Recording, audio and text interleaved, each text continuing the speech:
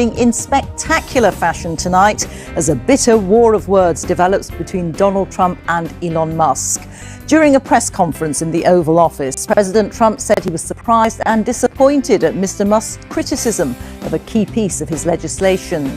Elon Musk responded on the social media platform X, which he owns, with a series of increasingly disparaging remarks about his former boss, calling him ungrateful, saying that his tariffs will cause a recession, and alleging that he is named in the files of the late convicted sex offender Jeffrey Epstein. Watching it all is Sarah Smith. Give it to Elon as a presentation from our country. Thank you. Thank you, Elon. Thank you. A golden key to the White House was Elon Musk's leaving present. Now, less than a week later, Donald Trump might want to think about changing the locks. Elon and I had a great relationship. I don't know if it went well anymore. I was surprised because... Today, the German Chancellor Friedrich Merz was the Oval Office guest star, but Elon Musk and his criticism of Mr. Trump's spending bill dominated the conversation, to the president's obvious irritation. But I'm very disappointed because Elon knew the inner workings of this bill better than almost anybody sitting here, better than you people. He knew everything about it. He had no problem with it. All of a sudden he had a problem. Just minutes later, Elon Musk replied on X, saying, "False. This bill was never shown to me even once and was passed in the dead of night, so fast almost no one in Congress could even read it." Where is he? Come on up here, Elon. Mr. Musk obviously adored being in the spotlight as he campaigned alongside Donald Trump. Today, he's claiming that without him and the more than $250 million he donated, the president would have lost the election. They were once seen together everywhere. Now their row is being conducted in plain sight, on social media. Mr. Trump on Truth Social upped the ante with, "Elon was wearing thin. I asked him to leave. I took away his EV mandate that forced everyone to buy electric cars that nobody else wanted, that he knew for months I was going to do, and he just went crazy." Musk called that an obvious lie, and then really escalated the abuse, suggesting Donald Trump has withheld files related to Jeffrey Epstein, who was arrested on charges of sex trafficking and died by suicide in jail, because he's named in them. Mr. Musk tweeted, "Time to drop the really big bomb. Donald Trump is in the Epstein files. That's the real reason they've not been made public. Have a nice day, DJT." Mr. Musk and his chainsaw were brought into government to aggressively cut government spending. A pointless exercise, he thinks, if President Trump will blow all the savings on tax cuts in his spending bill.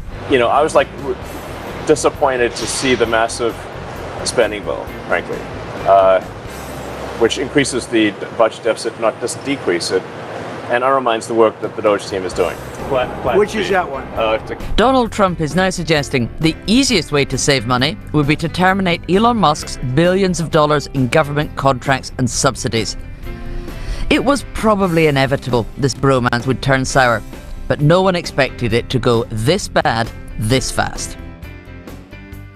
We'll be speaking to Sarah in a moment, but first, our business editor, Simon Jack, is here. Simon, Elon Musk, known as the world's richest man, is he still? He still is, but blimey, this has been an expensive foray into politics. I reckon Tesla shares are down 14% today, mainly on that comment about losing subsidies and contracts. That's the real killer here. It's not about the personalities, it's about the money.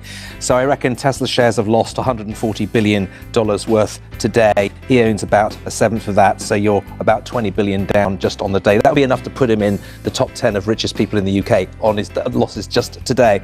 I reckon since the high point, the bromance, the height of the bromance, Tesla shares are down some 40%. So that's probably cost him about 70 billion. And don't forget, big losses also potentially on SpaceX. Now, SpaceX shares aren't publicly traded, but the US has largely outsourced a lot of their satellite program to Elon Musk. That's worth hundreds of billions as well, 350 billion. He owns 42% of that. If that was a publicly traded stock, I think it would be down even more than Tesla. So by my reckoning, since the height of their romance, he's lost over $100 billion. There are only 14 people in the history of the world who've ever made that much money. So as I say, one of the most expensive forays into politics of all time.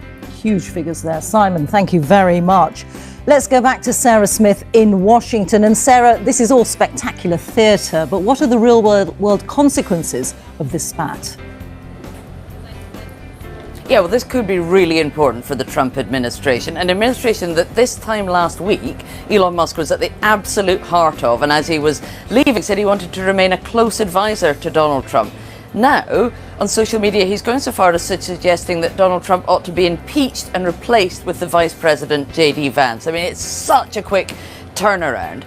And it could really matter also because obviously Elon Musk has a very loud voice. He owns his own social media platform, X, so he can make his views and his criticism very much heard. But also he has that enormous checkbook, albeit he's lost a lot of money today. He still has a lot that he could spend. He had promised $100 million to be spent on political groups that are controlled by Donald Trump. Will that money now turn up? That seems quite unlikely. He might be more likely to target that at representatives and senators who, say, for instance, vote for this great big spending bill. He could then use his cash to target them, to try and get them replaced by other candidates. That's something that representatives do genuinely worry about, and Elon Musk has a big enough checkbook to make that a real threat. So he can use his money to continue to try to influence policy. And then today on social media, among all the other things he's been saying, he's even suggested that he might start his own political party, which he could afford to finance. So far, he's had almost 2 million responses to that, with over 80% of them encouraging him to set up his own party. Sarah, thank you very much. Sarah Smith there.